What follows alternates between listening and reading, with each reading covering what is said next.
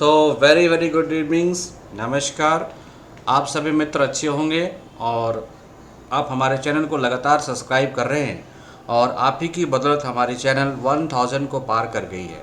तो आपका साथ मिलता रहा, थैंक यू, मिलता रहेगा। इसके लिए एडवांस में मैं आपको थैंक यू कह सकता हूं, बट मैं आपके लिए थैंक यू कहने के लिए नहीं आया हूं। मैं आपको इस बार जेएसएससी क्रॉस करवाने आया हूं। सचिवालय सहायक या आने वाली जेपीएससी की नौकरी में आपको स्थान पक्का करवाने आया हूं। इसी वजह से मैंने करंट अफेयर्स के सारे महत्वपूर्ण क्वेश्चनों को करेक्ट किया है। अभी तक आपने हमारा 3 वॉल्यूम देखा होगा। उस वॉल्यूम में मैंने जो चर्चा की थी वो हमारे करंट अफेयर्स थे फरवरी मंथ के थे और जनवरी मंथ के थे। आज मैं स्टार्ट कर रहा हूँ मार्च महीने का, मीन्स मार्च 2023 में जो जो घटनाएं या महत्वपूर्ण घटनाएं आपको झारखंड में देखने को मिली है, मैं उनका वर्णन करूंगा। ओके, आइए आप पेन एंड पेपर को ले लें। नोट ज़रूर करना डियर, नोट करने से आपकी एबिलिटी बढ़ती है।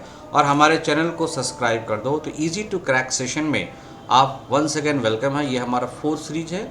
आइए we will start the session. जो लोग मुझे जानते हैं वेल एंड गुड, जो लोग नहीं जानते हैं उनको मैं अपने बारे में बता दूं। माय अजीत मेहता सर, मैंने 7 year of experience of teaching कर रखा है। Means I have a huge experience of teaching. Specially जो लोग बीपीएससी की तैयारी करते हैं, जेपीएससी की, जेएसएससी की, या एम्प्लॉय प्रोविडेंट फंड में जिन लोगों ने फॉर्म भरा था, उन लोगों के लिए भी ये सेशन अच्छा होगा, क्योंकि मैं इसमें इकोनॉमिक्स भी डील करता हूँ। ऑफिसर पॉइंट आपकी हर एक जो रिक्वायरमेंट है उसको पूरा करता है। आइए मैं आपको 2 मिनट के लिए छोड़ता हूं ताकि आप हमारे हेडिंग्स को मेंशन कर पाएँ, हेडिंग्स को लिख पाएँ। ओके। केंद्र सरकार ने रद्द किया ढाल भूमि में बनने वाले एयरपोर्ट का प्रस्ताव।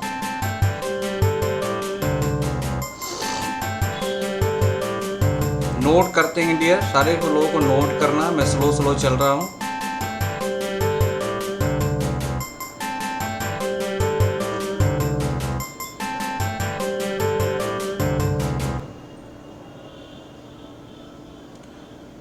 शेखर मलिक को भारतीय भाषा परिषद देगी युवा पुरस्कार। बीआईटी मेसरा में शुरू होगा साइबर सिक्योरिटी एंड क्या है इनिशिएटिव्स, मतलब साइबर सिक्योरिटी के लिए इनिशिएटिव किए जाएंगे वहाँ पे, ताकि साइबर सिक्योरिटी आपको मिल पाए। जिस तरह से हम लोग इंटरनेट और डिजिटल का प्रयोग कर रहे हैं। सैफ अंडर-19 महिला फुटबॉल चैंपियनशिप के लिए भारतीय टीम में का जो गठन किया गया है उसमें झारखंड की 7 महिला फुटबॉलर शामिल होंगी। मुख्यमंत्री ने झार नियोजन पोर्टल का किया उद्घाटन। और झारखंड के खिलाड़ियों को विश्व चैंपियन में भागीदारी करने पर भी मिलेगा अब कैश अवार्ड। तो आप देख सकते हो, अपने नोट कर लिया होगा। और इन सारे क्वेश्चंस को या सारे इन्फॉर्मेशन को मैं डिस्क्रिप्शन के साथ आपके सामने ला रहा हूँ। फर्स्ट डिस्क्रिप्शन आपके सामने है कि सेंट्रल गवर्नमेंट ने कैंसिल किया है proposal of airport to be built in Dhalbhumgarh. तो ढाल भूमगढ़ में जो आपका एयरपोर्ट बनना था उसको सेंट्रल गवर्नमेंट ने रद्द किया है। मीन्स अब ढाल भूम क्षेत्र वालों को ये एयरपोर्ट नहीं मिल पाएगा। तो इसके रीज़न होंगे डियर। ऐसे तो किसी चीज़ को रद्द नहीं किया जा सकता है, बिल्कुल सही है। तो ज्योतिराज सिंधिया द्वारा पत्र में कहा गया कि भारत सरकार की क्षेत्रीय कनेक्टिविटी योजना उड़ान, और ये जो एयरपोर्ट बन रही थी किस योजना के तहत, तो उड़ान के तहत बन रही थी डियर। ये क्या था कि अर्बन कनेक्टिविटी कर रहा था, रूरल कनेक्टिविटी से ये कर रहे थे। उन्होंने कहा कि जमशेदपुर टाटा स्टील में स्वामित्व वाली सोनारी हवाई अड्डा से उड़ानों का संचालन शुरू हो चुका है तथा ढाल भूमगढ़ में द्वितीय विश्व युद्ध का परित्यक्त हवाई अड्डा जो वर्तमान में जर्जर हालत में है तथा संचालन के लिए उपयुक्त नहीं है। ढाल भूम एयरपोर्ट लिमिटेड को झारखंड में हवाई अड्डे के विकास के लिए संयुक्त उद्यम कंपनी बनाया गया था। मतलब इसे ज्वाइंट वेंचर के रूप में कंपनी बनाई गई थी, बट उन्होंने ये कार्य नहीं किए जो उनको करने थे। इसके लिए राज्य सरकार को एयरपोर्ट अथॉरिटी ऑफ इंडिया को भार मुक्त भूमि उपलब्ध करानी थी। मतलब ऐसी भूमि जिस पर किसी प्रकार का एग्रीकल्चर ना हो, जिस पर किसी प्रकार का टैक्सेस देना ना हो, एक्सेसिव भूमि हो, एक्सेसिव लैंड हो, उसको भूमि को मुहैया कराने के लिए कहा गया था ढाल भूम एयरपोर्ट अथॉरिटी को। लेकिन इन्होंने नहीं किया, इसलिए सेंटर ने यहाँ पे एयरपोर्ट बनाने से मना कर दिया। पर्यावरण मूल्यांकन समिति ने पाया कि प्रस्तावित स्थल जो स्थल है वो जंगल में पड़ता है तथा बड़ी संख्या में आप देखते हो हाथियों का निवास स्थान है तथा यह स्थान हाथी गलियारों के रूप में जाना जाता है। इसलिए प्रस्तावित स्थल हवाई अड्डे के विकास के लिए उपयुक्त नहीं है और राज्य सरकार द्वारा AII मतलब airport authority of India limited को कोई भी ज़मीन नहीं ऐसी सौंपी गई है जो वन से भूमि से लैप्ट हो, वन से विमुक्त हो। इसी वजह से यहाँ पे मीन्स झारखंड के अंदर ये ढाल भूमि का गढ़ जो क्षेत्र है, इस क्षेत्र में एयरपोर्ट नहीं बनेगा और कनेक्टिविटी के लिए जो सिंहभूम का कनेक्टिविटी है उसके लिए सोनारी में जो एयरपोर्ट है उसको ओपन किया गया है। वो ऑलरेडी टाटा के कंट्रोल में है, वो चल रहा है डियर। तो ये कंडीशन था पहला कि सेंट्रल गवर्नमेंट क्यों कैंसिल किया airport to be build in Dhalbhumgarh. तो ऐसे क्वेश्चन आपसे पूछ सकता है हाल ही में झारखंड के किस जगह में एयरपोर्ट को बनना था उसको बनाने से सरकार ने मना कर दिया, तो ये आएगा ढालभूमगढ़। ओके, तो ये पहला कंडीशंस हो गया आपके लिए। पर दूसरी बात देख सकते हो कि आप एयरपोर्ट बनाने के लिए पर्यावरण मंत्रालय से भी अप्रूवल लेना पड़ता है। आइए second, NTPC commissions country's first air conditioned condenser at North Karanpura supercritical plant in Jharkhand। NTPC ने झारखंड के उत्तरी कर्णपुरा सुपर क्रिटिकल प्लांट में देश का पहला वातानुकूलित कंडेंसर चालू किया है। देखो ये एयर कंडीशन जो कंडेंसर चालू करोगे ना, इसे जो वाटर का वेपोराइजेशन होता है वो कम होगा और पानी की खपत कम होगी और कम पानी में बिजली बनाया जा सकता है और जिसके वजह से जो ये वेपोराइज थे ये वेपोराइज क्या होगा, अनवेपोराइज हो जाएंगे, जिसके कारण पानी आपका बचा का बचा रहेगा।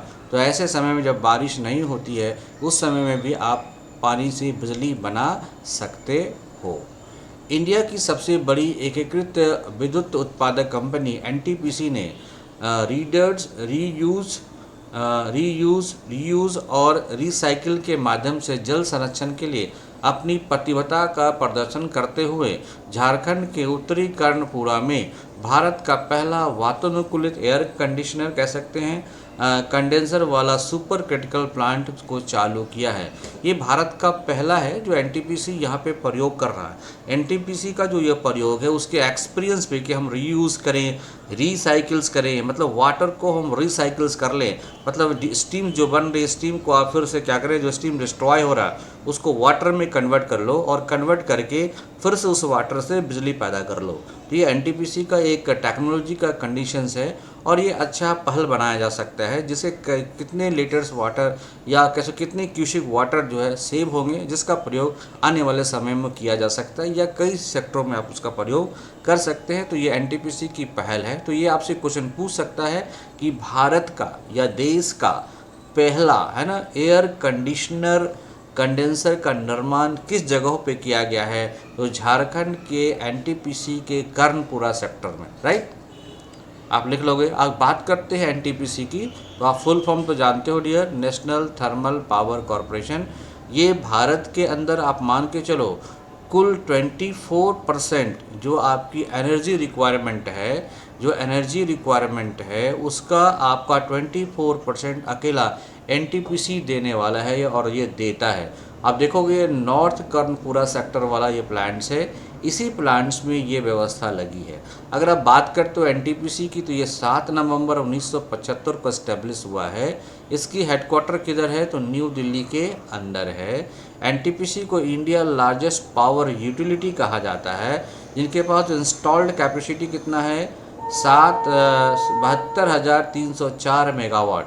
ये 72,304 मेगावाट सारे NTPC को जोड़ दो तो इतनी ऊर्जा ये अभी इंस्टॉल करके आपको दे रहा है और इसकी प्लान है कि 2032 तक 130 गीगावाट बिजली का उत्पादन आपको NTPC समूह से हो जाएगा। ये इंडिया का first air cooled condenser install होगा जिसमें सुपर थर्मल पावर प्लांट इसको कहा जा सकता है। ये कहाँ होगा, तो नॉर्थ कर्णपुरा जो कि झारखंड में पड़ता है। तो ये झारखंड के लिए अच्छी बात है, NTPC के लिए अच्छी बात है और आपके एग्ज़ाम के लिए एक अच्छे क्वेश्चन के रूप में शामिल हो सकता है।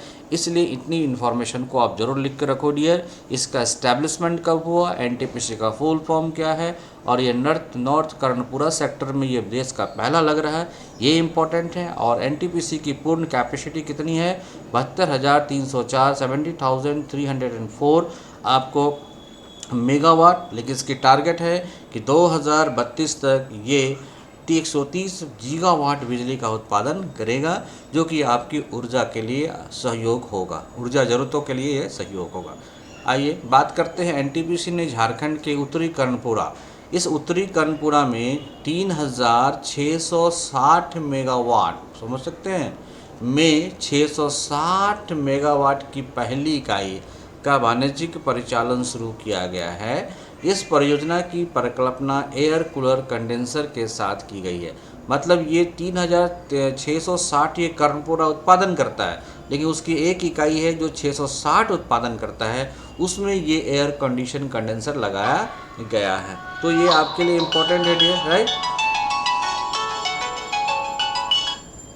चलिए, जिसमें पारंपरिक वाटर कूल्ड कंडेंसर लगा होगा की तुलना में लगभग 1/3 वाटर फुटप्रिंट है। इसके माध्यम से एक वर्ष में लगभग 5 है ना, ये क्या है, 5 एमसी मिलीमीटर क्यूबिक पानी की बचत हो सकेगी। इस प्रकार इस क्षेत्र में वार्षिक रूप से लगभग 15 लाख लोगों की आवश्यकताओं की पूर्ति की जा सकती है। जितनी पानी बचेगी ना, इस पानी से हम 15 लाख लोगों की अन्य आवश्यकताओं की पूर्ति हम कर सकते हैं। किसके माध्यम से? तो ये जो हम लोग एयर कंडीशंस लगा रहे हैं इसके कारण, राइट। तो ये आपके लिए काफ़ी फ़ायदेमंद हुआ डियर, तो नोट डाउन इट, इसको ज़रूर नोट करना। एक तो कर्णपुरा की पावर कैपेसिटी, कितने सेक्टर में मेगावाट वाले उत्पादन वाले प्लांट में ये व्यवस्था चालू की गई और देश की पहली है, दैट इज़ इम्पॉर्टेंट। तो ये जो आप है, ये पूरा का पूरा आपके एग्जामिनेशन पॉइंट ऑफ के लिए काफ़ी अच्छा है। उम्मीद करता हूँ कि आप नोट कर रहे होगे और इसका आनंद ले रहे होगे। ये काफ़ी हाईली इन्फॉर्मेटिव आपके पास इन्फॉर्मेशन जा रहा है, तो नोट डाउन ज़रूर करना डियर। एनटीपी से सवाल पूछे जाते हैं। ओके, आइए नेक्स्ट डिस्क्रिप्शन की ओर बात करते हैं। चीफ मिनिस्टर ने स्पेशल स्कॉलरशिप स्कीम की शुरुआत की है, जिसे मुख्यमंत्री स्पेशल स्कॉलरशिप योजना कहा जाता है। हाल ही में झारखंड शिक्षा परियोजना परिषद की निदेशक, ये कौन है, किरण कुमारी पासी, ने ये बताया है कि झारखंड के सरकारी स्कूलों में पहली से 12वीं कक्षा तक पढ़ने वाले सामान्य वर्ग के छात्र छात्राओं को मुख्यमंत्री विशेष छात्रवृत्ति योजना का लाभ दिया जाएगा। देखो, ऐसे जिनको लाभ मिल रहा है, SC ST OBC वाले को जो लाभ मिल रहा है वो तो मिल रहा है, लेकिन जो सामान्य वर्ग का छात्र है, क्या सामान्य वर्ग में गरीब नहीं है? क्या उनको ज़रूरत नहीं है स्कॉलरशिप की? है। तो जो मेधावी छात्र हैं उनको ये स्कॉलरशिप दिया जाएगा, पहली क्लास से लेकर 12वीं क्लास तक। ये मुख्यमंत्री की स्पेशल छात्रवृत्ति योजना है, जिससे क्लियर किया है किरण कुमारी पासी, जो झारखंड एकेडमिक काउंसिल की क्या है, तो अभी हेड है या अध्यक्ष है। तो यहाँ से 3 क्वेश्चन आगे कि मुख्यमंत्री स्कॉलरशिप योजना किनको दिया जाएगा, तो ये सामान्य वर्ग के छात्र और छात्राओं दोनों को दिया जाएगा। दूसरा, क्लास क्या होगा, 1 से लेकर 12 तक को दिया जाएगा। तीसरा क्या है कि झारखंड एकेडमिक काउंसिल की अध्यक्ष कौन है, तो किरण कुमार पासी है। ओके, इस योजना का नाम क्या है, तो मुख्यमंत्री स्कॉलरशिप योजना। तो 1 क्वेश्चन यहाँ से हो गए, 2 क्वेश्चन यहाँ से हो गए, 3 क्वेश्चन यहाँ से हो गए, 4 क्वेश्चन यहाँ से हो गए। आगे देखिए कितने क्वेश्चन बनते हैं इस सेक्शन से। राज्य परियोजना निदेशक किरण कुमारी पासी ने बताया कि मुख्यमंत्री विशेष छात्रवृत्ति योजना के लिए 1,47,928 छात्र छात्राओं का चयन किया जाएगा। टोटल कितने लोगों को दिया जाएगा, तो एक साल के अंदर 1,47,928 लोगों को चयन किया जाएगा। इन्हें मार्च में ही छात्रवृत्ति की भुगतान की जा चुकी होगी। योजना के तहत पहली से लेकर चौथी, ये याद रखना दिया, क्लास 1 से लेकर क्लास 4 तक को कितने रुपए दिए जाएंगे, 500। क्लास 5 से लेकर 6 तक को कितने दिए जाएंगे, 1,000 रुपये। और क्लास 7 से लेकर 10 तक को कितने दिए जाएंगे, 1,500 रुपये। और इंटरमीडिएट जो है उसको कितने दिए जाएंगे, 2,300 रुपये मिलेंगे डियर। ओके, किरण कुमारी पासी ने बताया कि पहली से 12वीं में पढ़ने वाले सामान्य वर्ग के वैसे छात्र छात्राएँ जिन्हें अन्य कोई छात्रवृत्ति का लाभ नहीं मिल रहा हो, उन्हें यह सुविधा उपलब्ध कराई जाएगी। वित्तीय वर्ष 22-23 से राज्य सरकार द्वारा ऑनलाइन ऐप के माध्यम से यह छात्र छात्राओं को छात्रवृत्ति राशि उपलब्ध कराए जाने का प्रयास किया जा रहा है। यह छात्र छात्राओं को छात्रवृत्ति के लिए PFMSDBT के माध्यम से राशि उपलब्ध कराई जाएगी। मतलब ये डायरेक्ट बेनिफिट ट्रांसफ़र होगा आपको, आपके स्टूडेंट के डायरेक्ट खाते में ये राशियाँ चली जाएंगी, राइट। आइए नेक्स्ट है सोलर सिटी बनने की ओर है जमशेदपुर।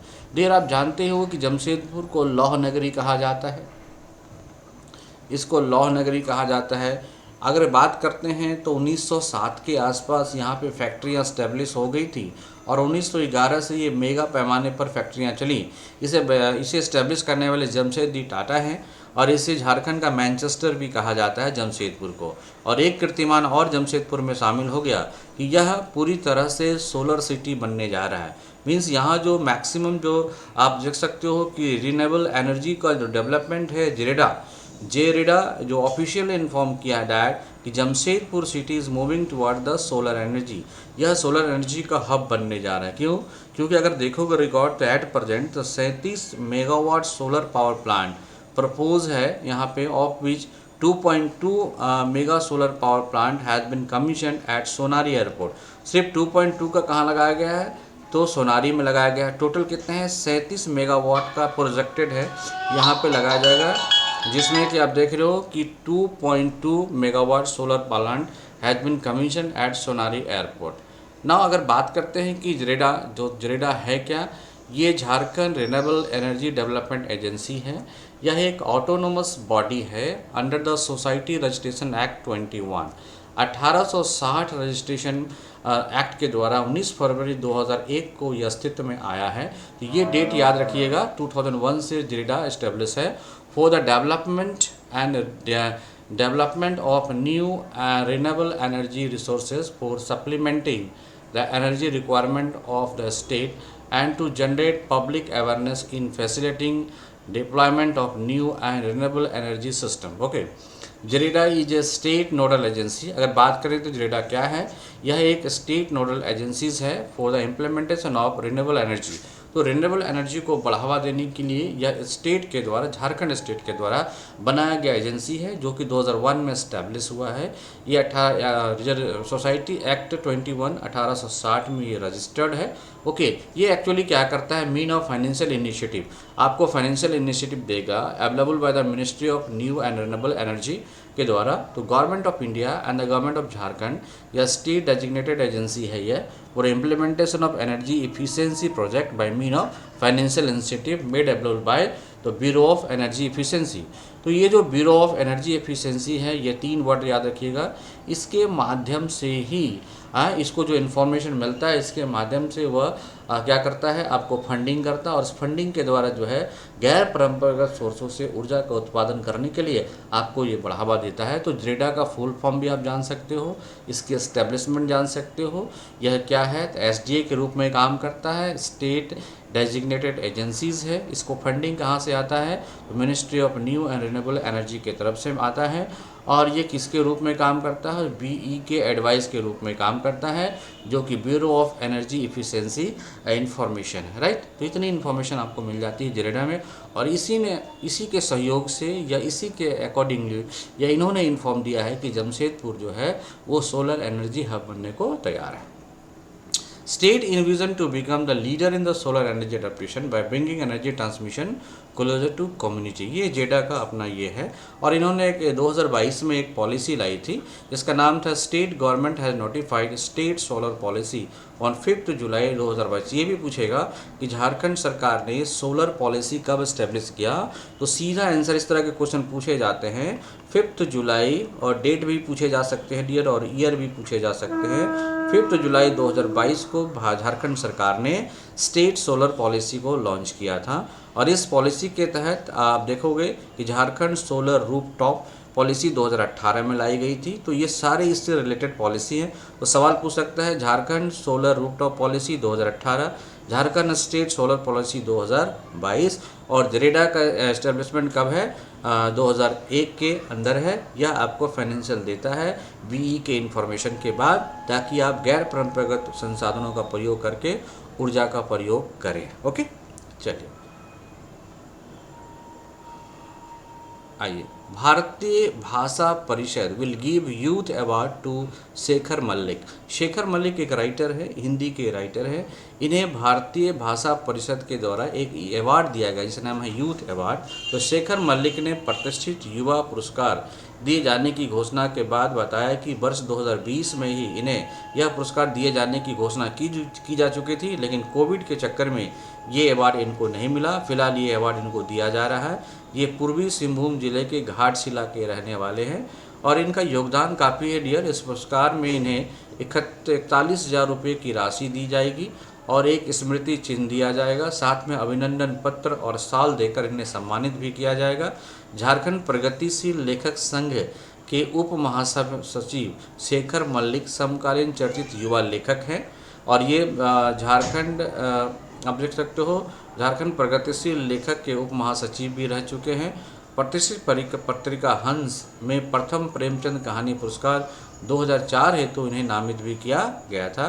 उनकी 3 कहानियाँ संग्रह स्वीकार और अन्य कहानियाँ और कस्बाई औरतों के किस्से और आधी रात की किस सागो तथा एक उपन्यास कालचित प्रकाशित है। शेखर मलिक IPTA से जुड़े हुए संस्कृत कर्मी भी हैं। शेखर मलिक ने बताया कि उनके 2 उपन्यास अभी प्रकाशित होने वाले हैं। उनकी कथा रचनाओं के नाट्य रूपांतरण, अन्य भाषाओं में अनुवाद व उन पर शोध कार्य भी हुए हैं। इनकी रचनाएं देश के प्रतिष्ठित साहित्यिक पत्रिकाओं में प्रकाशित हो चुकी है, जिनमें हंस, तो ये ज़रूर याद रखिएगा डियर, ये हंस, उद्घोष, अन्यथा, परिकथा, पाखी, बागर्थ और प्रगतिशील वसुधा शामिल है, जो कि इनकी प्रमुख कृतियों में शामिल है और इन्हें यह अवार्ड दिया गया। हो सकता है हंस के बारे में पूछ दे, उद्घोष के बारे में पूछ दे, ये सारे आपको नोट डाउन करते रहने लिए, या अगर नोट डाउन नहीं करते तो बार बार हमारे इस सेशन को देखा करो ताकि आपको ये बेनिफिट मिलता रहेगा। तो ये युवा हैं, इनको प्रोत्साहन करना चाहिए और हमारे चैनल को लाइक शेयर व्यू करते रहे डियर। आपने 1000 तक पहुँचाया है तो आप ही मुझे 10,000 तक पहुँचा सकते हो। ओके, आइए अगला देखते हैं topic. Cyber security initiative will start in BIT Mishra. आपको पता है डियर, BIT मिश्रा एक काफ़ी प्रतिष्ठित संस्थान है जो रांची के अंदर है, जो कि इंजीनियरिंग की क्लासेस या पढ़ाइयाँ होती हैं यहाँ पे। और ये BIT मिश्रा में होगी साइबर सिक्योरिटी इनिशिएटिव। आप देख रहे हो इतने ज़्यादा मोबाइल्स की यूज़ हो रहे हैं, इंटरनेट्स की यूज़ हो रहे हैं, तो उनको एक सिक्योरिटी चाहिए। तो इसको मॉनिटर करने के लिए BIT मिश्रा में इसकी शुरुआत की गई थी। ये काफ़ी अच्छे सवाल हैं, जरूर पूछे जाएंगे। तो झारखंड के Birla institute of technology BIT Mishra के रजिस्ट्रार डॉक्टर संदीप दत्ता ने लालपुर एक्सटेंशन में आयोजित संवाददाता सम्मेलन में बताया कि इंटरनेट और मोबाइल के बढ़ते इस्तेमाल से साइबर क्राइम से निजात पाने के उद्देश्य से BIT मिश्रा में साइबर सिक्योरिटी इनिशिएटिव की शुरुआत की जाएगी और IIT कानपुर का ये जो है इसके साथ ये क्या होगा, एक हब के रूप में काम करेगा, मतलब IIT कानपुर के साथ मिलके काम करेगा। आप देख रहे हो यार, ये BIT मिश्रा है, काफ़ी रेनॉल्ड्स इनकी पहचान है, वर्ल्ड लेवल पे इनकी पहचान है। Birla institute of technology Ranchi की स्थापना कब की गई, ये सवाल आ सकते हैं। 1955 में BM बिरला ने की थी, इसको बिरला ने ही किया था। और झारखंड की राजधानी रांची से यह 16 किलोमीटर की दूरी पर 780 एकड़ में फैले BIT मिश्रा को UGC से डीम्ड यूनिवर्सिटी का मान्यता प्राप्त है, प्लस NAAC से भी इसको एक्रेडिटेशन मिल चुका है। यह इंस्टीट्यूट का मुख्य कैंपस मिश्रा में है, जबकि इलाहाबाद, जयपुर, कोलकाता, नोएडा, पटना, देवघर, लालपुर अन्य जगहों पे इनके कई, और इवन दुबई में भी इनके कैंपस हैं। तो ये इतनी इन्फॉर्मेशन BIT मिश्रा से मिल जाती है। प्रमुख जो बातें आपको याद रखना है वो याद ये रखना है कि आपको यहाँ पे क्या ओपन हो रहा है, तो आपको यहाँ पे साइबर सिक्योरिटी को लेके बातें हो रही हैं, राइट। चलिए next. 7 women footballer from Jharkhand included in Indian team for SAF under-19 women football championship. तो जो SAF जो फुटबॉल का खेल है अंडर-17 में जो महिलाओं झारखंड के भारत की जो टीम का चयन हुआ है उसमें महिलाओं से की टीम में जो शामिल है उसमें 7 जो है वो झारखंड से है। All India football federation AIIFF announce 20 members Indian squad for the SAF अंडर-19 वुमेन्स। तो 20 खिलाड़ियों का चयन हुआ है। अमॉन्ग दैम ये प्रतियोगिता हो चुके हैं अभी। Among them 7 from the Jharkhand. Out of the 7 footballers from the Jharkhand in the Indian teams, 4 footballers are trained of the JSSP ये JSSPS रांची के द्वारा ट्रेन किए गए हैं on the footballer and the residential girls football training centre from Gumla. तो गुमला के अंदर जो है ये रेसिडेंशियल ट्रेनिंग सेंटर है, वहाँ से भी महिलाओं को सेलेक्ट किया गया है। तो 4 यहाँ से किया गया है रांची से और 3 किए गए हैं गुमला से। ओके, तो टीम में झारखंड की जिन 7 खिलाड़ियों का चयन किया गया है उनमें विकसित बाड़ा, ये याद रखिएगा, नाम भी पूछे जाते हैं। विकसित बाड़ा जो कि एक डिफेंडर के रूप में इसका चयन किया गया है।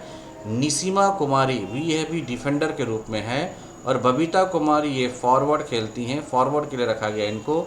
और अनीसा उड़ाव गोलकीपर है। पूछा जाएगा, ये इंपॉर्टेंट है कि अनीसा उड़ाव को किस के लिए, तो गोलकीपर के लिए। और सावलिना डांग को मिडफील्डर के लिए और शिवानी टोपो को फॉरवर्ड के लिए और ललिता बोयपाई को मिडफील्डर के लिए सेलेक्ट किया गया। तो इनके नाम बड़ा इंपॉर्टेंट है, इनको ज़रूर नोट डाउन कर लेना। टीम चयन के लिए इंदौर में 21-22 फरवरी को ट्रायल का आयोजन किया गया था, जिसमें देश भर से 35 खिलाड़ियों ने हिस्सा लिया और इसमें से 20 का सिलेक्शन हुआ और 20 में से 7 आपके झारखंड के हैं, जो कि 4 और 3, 4 रांची में हैं और 3 गुमला में। मुख्यमंत्री ने झार नियोजन पोर्टल का किया उद्घाटन। अगला स्लाइड पे यह है डियर कि श्रम नियोजन प्रशिक्षण एवं कौशल विकास विभाग की ओर से बनाए गए इस पोर्टल के माध्यम से सरकार नियोक्ता एवं रोजगार ढूंढ रहे वैसे अभ्यर्थी जो एम्प्लॉयमेंट ढूंढ रहे हैं को ये पोर्टल के माध्यम से सभी इन्फॉर्मेशन देने का प्रयास कर रहा है। पोर्टल पर नियोक्ता अपने व्यवसाय एवं उससे संबंधित मानव बल के बारे में जानकारी मुहैया कराएगा। मतलब आपको जो भी इन्फॉर्मेशन लेने हैं इस पोर्टल के तहत जॉब से रिलेटेड इन्फॉर्मेशन आपको मिल जाएंगे। तो मुख्यमंत्री ने इसलिए झार, इसका नाम ही है झार नियोजन पोर्टल। तो आपसे पूछा जाएगा झार नियोजन पोर्टल का संबंध किससे है, तो यूथ एम्प्लॉयमेंट से है।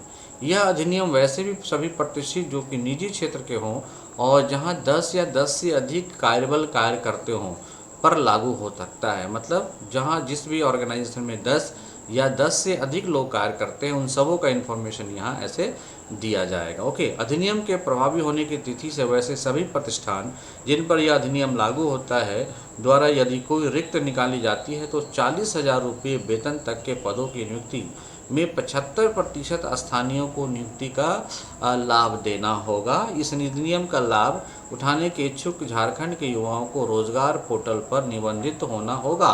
उसे अपने रोजगार पोर्टल पर अपने आप को, मतलब जो आप देखते हो निकलता है ना रोजगार पोर्टल, उस पर अपने आप को निबंधित कर लें। यदि स्थानीय कंपनियों द्वारा स्थानीय स्तर पर आवश्यक कौशल युक्त मानव बल की कमी के बारे में सूचित किया जाता है तो सरकार द्वारा आवश्यक कौशल के संबंध में प्रशिक्षण दिलाकर सरकार ही आपको प्रशिक्षण दिलाएगी और आपको जॉब भी कराएगी। तो ये काफ़ी अच्छा इनिशिएटिव है फॉर द एम्प्लॉयमेंट पर्पस।